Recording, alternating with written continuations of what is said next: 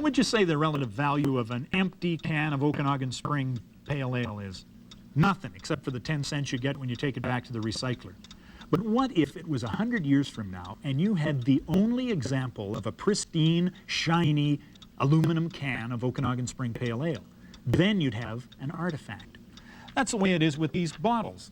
They were junk back in the early part of the 20th century, but today, because they've survived, they are artifacts. The only thing that separates this from this is time. On Okanagan Pioneers and Places, Wayne Wilson, the assistant director of the Kelowna Museum, takes us on a tour of the early part of the 20th century in the Okanagan at ceramics, glass, and paper, the fragile artifacts that back then were just junk, but today, because time has passed, they are valuable artifacts.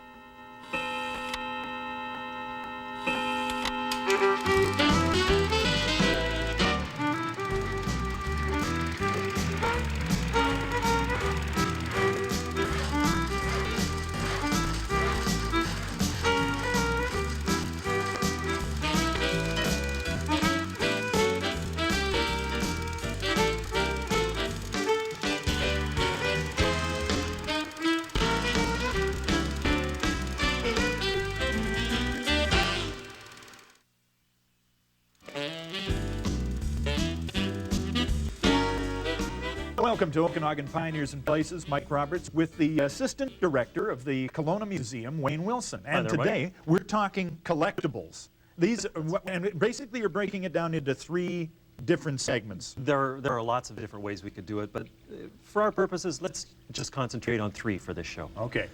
Ceramic, glass, and paper.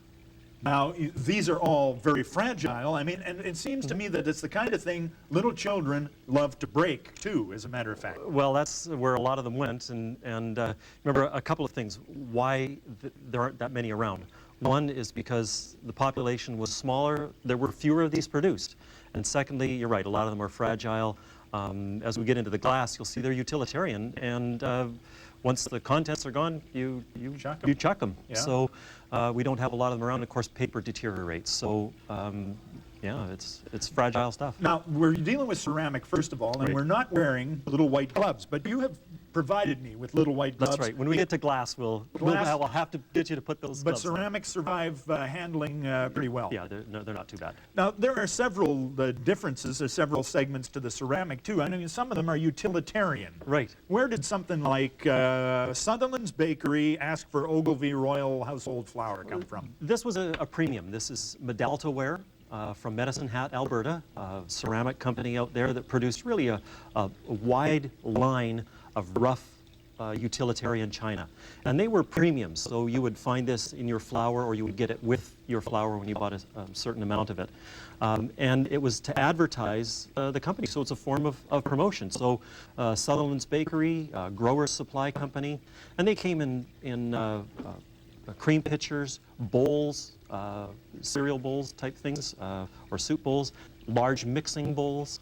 And Those sorts of things. they were free. They came in there associated with That's that. right. And That's you right. actually worked at the Pool Bakery. Sutherland's, actually. Sutherland's in Bakery? high school, I worked at Sutherland's Bakery, and then to go through the collection for this show and find that, it was pretty amusing. Pretty neat stuff. But So, big and this and- strikes me as being pretty fragile too. It doesn't ring well. No, it's a premium piece, low cost, and yeah, they chip and break. You see this little this creamer here from Growers Supply Company with a little chip in the lip here.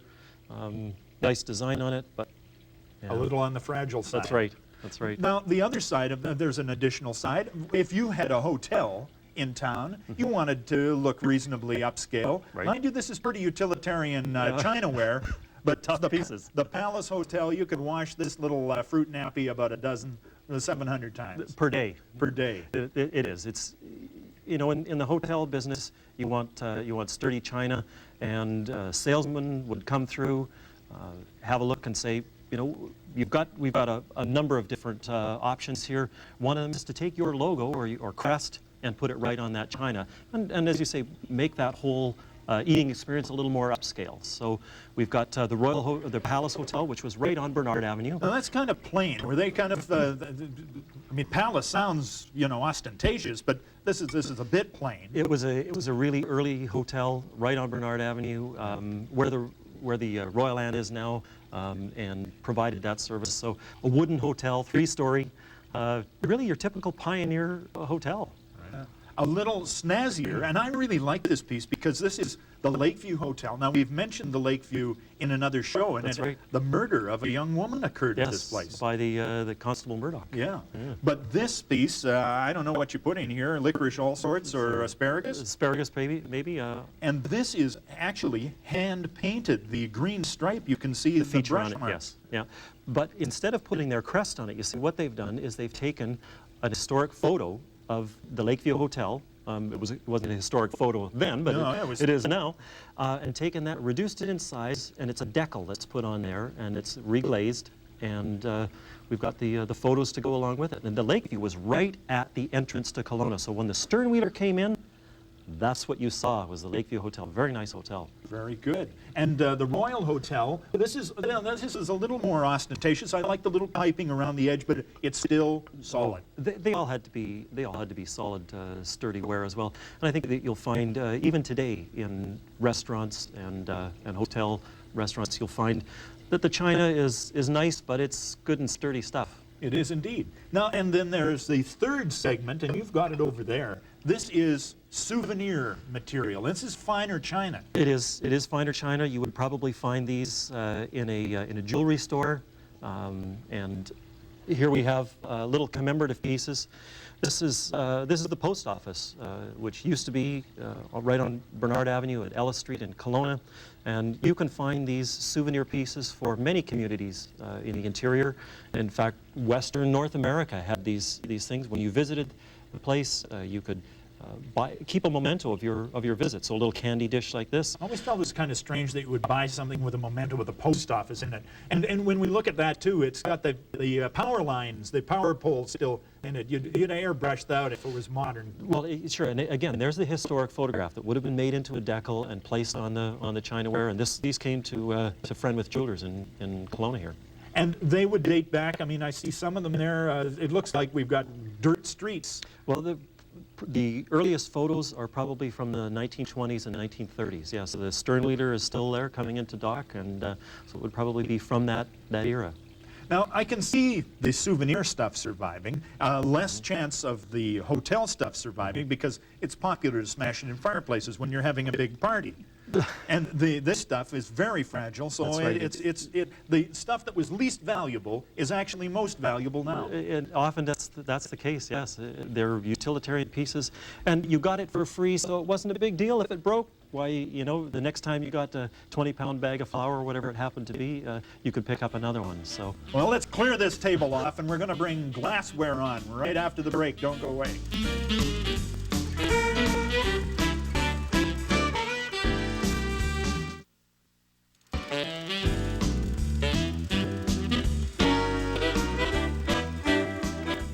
Welcome back to Okanagan Pioneers and Places, and we've established the cotton gloves because even the acids from our fingers, you know, the little moisture on our fingers, could etch the glass. I had no idea. I thought glass was pretty impervious to this stuff. well, it is. It's pretty stable stuff, but at the same time, you know, these are, for the most part, are not very common pieces, and our job in the museum is to try and make them last as long as we can for It's the conservator's job. That's right. I'm holding a red top grape juice bottle here, and it says Hughes Kelowna down on the bottom of it. Well, listen, J.W. Hughes was the fellow who started commercial grape vineyards in the Okanagan Valley here. If any of you go out to visit St. Hubertus Winery, that's the site of those original grape plantings. Now, one of the things that he produced was grape juice, and there's a bottle from that, and that came to the museum from a secondhand store. Remarkable. Yeah. This one right here, this is Don't you love really that? your baby because the cardboard sleeve Right. went with the green bottle. That's right. That's right. I remember, gosh, probably 30 years ago at least, going down with my dad down to the Princeton area and looking in the old dump, and there was a box of these sleeves from the Princeton Brewing Company that would be the advertising. And when there wasn't a label, and to protect the bottle in shipping, they would have these sleeves go down over the bottle. So you've got the label on, and that would just go down, and there we go. And so there was a whole box of these things just lying there, rotting. So we picked them up, of course. Well, that is Princeton Brewing Company luxury beers. Right. Paul's Beverage, Vernon, BC. So Right. A little more recent, with a silk-screened logo on the front of it showing our local and resident monster, Ogopogo. there it is. You've never seen him. Now you know what Ogopogo looks like. Now he's going that way. And other bottles, I mean, some of them really quite ornate. Where would this one have come from? That's from Tilly's in Kelowna here. In fact, that one and the green one next to it are from Tilly's. They were a soft drink producer in the Okanagan Valley here, and one is an embossed bottle, so the writing for Tilly is right in the glass. Yeah. The other is a paper label. And this one over here is McCullough's from Vernon. From Vernon, that's right. So whatever happened to all of these? And we were making our Well- own soft drink. Did Coca-Cola kick us all out of the game? Well, you know, the same thing that we saw in the canning industry, the corporate consolidation and centralization, a lot of this production went down to the coast. The giant glass bottle right there. Don't you love this? I mean, you would have, millions of these would have been made, and the vinegar in them would have been used for pickling and canning, and these tossed right out. That's right. In fact, that's the peculiar thing about glass, I think, is that it's disposable. Once the contents were gone, the bottle went into the dump, and often it was broken, and so you didn't have the glass, but you didn't have the label either, because it's even more fragile. And this is probably one of the rarest labels that we have. This is Sunripe brand, but it's before the Sunripe company existed. The brand name was actually owned by Kelowna Growers Exchange.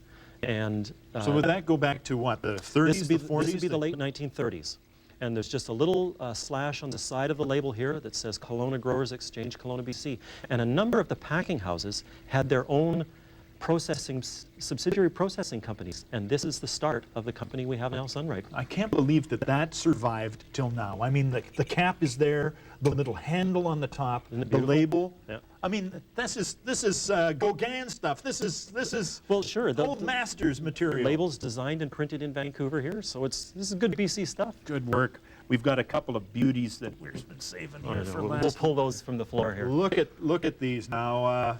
These bottles were surely not manufactured in the Okanagan. The glass. No, they weren't manufactured here, but again, you know, when we looked at the ceramics, we looked at advertising. Yep. And these were the advertising pieces, in this case, a couple from Vernon, Calder's Aerated Products, Kelowna, BC. right? Yep. And this is MJ O'Brien from Vernon, BC. Soda spritzers that could be recharged, and every bar had to have one. You had to have them. Look at those there, and they're so hefty. Now, these must have been regularly saved, or were Oh, yeah. these just as disposable as everything else? Well, they certainly got broken, but you know, they were meant to be used and reused. Yes. They were so special. And think of how many of these, as children, we broke. Maybe not. I don't remember ever breaking a spritzer bottle, but certainly we didn't know those old bottles were historic. No, you put them, line them up on a fence and chuck rocks at them, and don't you love that tinkle? Yeah. and that's why they're so rare, is because they are disposable and they're fragile as well. Are we making anything historic today? Is there anything we should be keeping today like this? I think you'll find in most of the museums around the province here that we are collecting things. For Sunripe, for example, we have examples of all of their recent packaging that are now in the collection, because you know, Sunripe just had its 50th birthday a little while ago, and we were able to haul out examples of their products from years and years, decades ago. I mean, who would have thought we could have forgotten they had the big blue juice can? Right, 48-ounce tins. Not anymore. All gone. All gone. Okay, that's the glass component, and people, as you pointed out, dug through garbage dumps, digging these up from the 60s on. Paper, because of its fragility, is perhaps one of the most valuable things. We're coming back and taking a look at paper collectibles.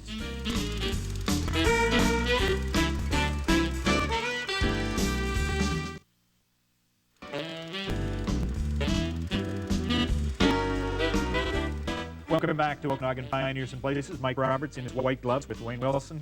In my white gloves. In his white gloves. And we've gotten to paper. Paper being perhaps The most fragile of all of the collectibles that we've talked about so far. It deteriorates really quickly. A lot of papers are acidic by nature, so they, in fact, your newspapers, for example, the reason they turn brown and brittle like that is because they inherently destroy themselves.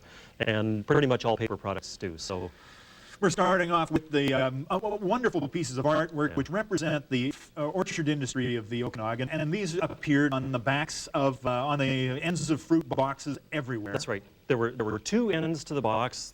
One end had the legal information on it of where the packing house was and the number of apples and the variety and all that sort of thing. The other end of it was a marketing pitch. Now, this is one of the oldest. This is actually a photocopy. We'll also tell you how to tell the originals from replicas. But this one here, Terrier brand, nothing cuter than a cute pup. Isn't that wonderful? Indeed. This is actually the earliest label that I know of. There were a pair of them from the Mutual Fruit Company in Vernon.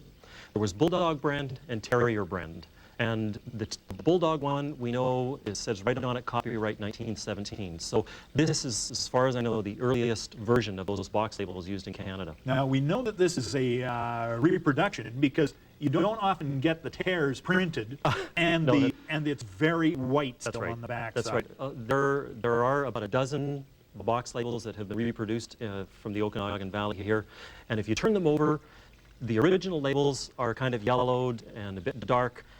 The new ones are really bright white. Yeah. Yeah. Here's a great, now this is a cardboard. What's the essence of the cardboard Well, here? the backing on it is the label was beginning to deteriorate, and for museum purposes, we want to make sure that it's much more stable, and so we put that on. That's actually a what you would call a stock label. Yep. And so one of the packaging houses would order these labels, and they would simply imprint in here the name This was of left the blank, orchard. and you just stamp what your orchard was. That's right. Hollywood Orchards, Kelowna.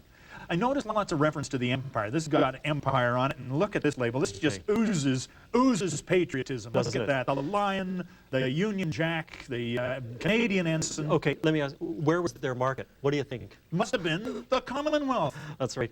That little Empire Star was from the late 1930s, and it was a preferred tariff designation to get your fruit into Britain. That was a preferred export market. So if you were from South Africa, from Australia, from New Zealand, you could get that designation. If you were from the U.S., you couldn't. And so it identified all those products. What a regal thing. Now, you knew, let's look at this one right here. I like this because this is a great artwork, but it also spoke subtly of the quality difference between the fruit, which was in these That's two right. boxes.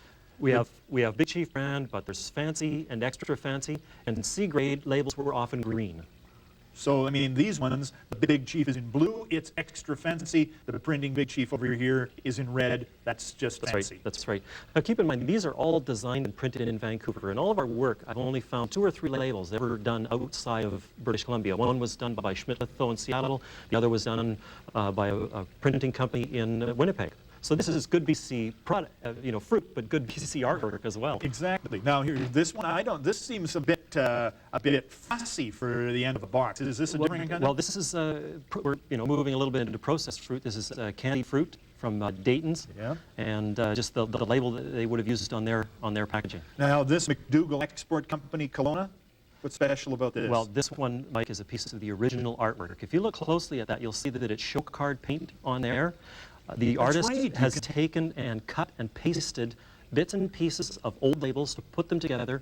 And what would have happened is that the sales rep for the printing company would have come around to the packing house manager and said, well, here's our mock-up. What do you think of it?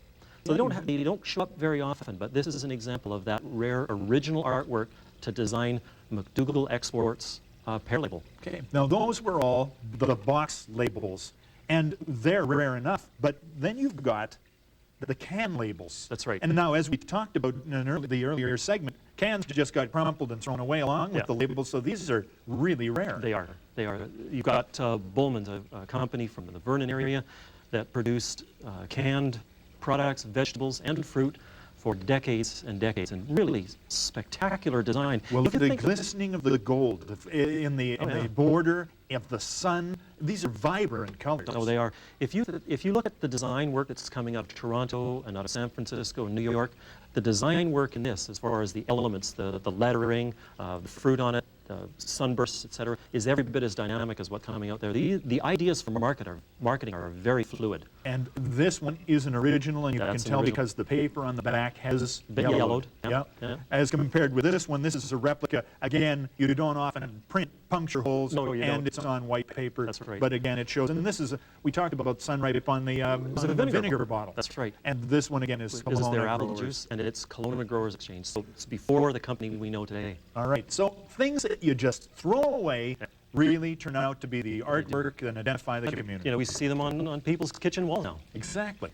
Well, let's take a look at some of this stuff because we may not have a lot of time, but here are commemorative pieces that have been done throughout the 20th century on the various communities. That's right. These are advertising brochures put out either by land development companies or by the community themselves in order to get pioneers into the area to develop markets for the fruit. And so Summerland you have there, that was the brochure for advertising the region. And I mean, this is true. I mean, this gets the, I guess, the stress-worn Torontonian out of Ontario and into the Okanagan, And experiencing J.M. Robinson's wonders. The farmer on the prairies who's just tired of growing grain, it describes how wonderful the Okanagan Valley is and entices you out here. Mind you, I read a story that the Sternwheelers were just filled with real estate salesmen, and the one thing that they really enjoyed is that when they were smiling, at least it wasn't because they were having to lie. It was a wonderful place. Buy property. It was. It really was. Kelowna, the orchard city of the Okanagan. Now, doesn't that make you want to move here? The city desirable. Yes. Complete with a map to show you where everything is. How you get there, all Edwardian design, and it is beautiful stuff. Beautiful stuff. And these, again, show up from time to time, and you can pick them up and build a really wonderful collection. The Book of Views illustrating Kelowna, the orchard city. And look at this. Little panoramic views. They opened up. Look at that. That would appeal to everybody, wouldn't it? Because that would be technologically unusual. Well, panoramic cameras were a phenomenon largely of early this century, giving that whole view, the vista of the area. Yeah. So those are historical bits. Then there were regional histories that were written in the 50s, 1858 for the centennial. 1858, 1958. The provincial archivist at the time, Willard Ireland, traveled around the province talking with the centennial committees and saying, you know, you're doing exhibits, you're doing building new museums, that sort of thing. One of the things you should be doing is recording your history. So there are a whole series of 1958 publications that recount our province's history, and the Okanagan is not left out in that selection. Plus there are commemoratives, but we've run out of time. But you can see that just in this little area of ceramics, glass, and paper, you have, well, you could fill up any kind of museum you wanted to. Sure, and there are lots of other things that you could collect from, you know, advertising, matchbooks, all from the valley here. But you know what you have to do is collect it because you like it. That's where to start. Not because it's supposed to be valuable, but because you like it and then handle it with care. Wayne Wilson has been my storyteller today. He is the co-director, assistant director of the Kelowna Centennial Museum.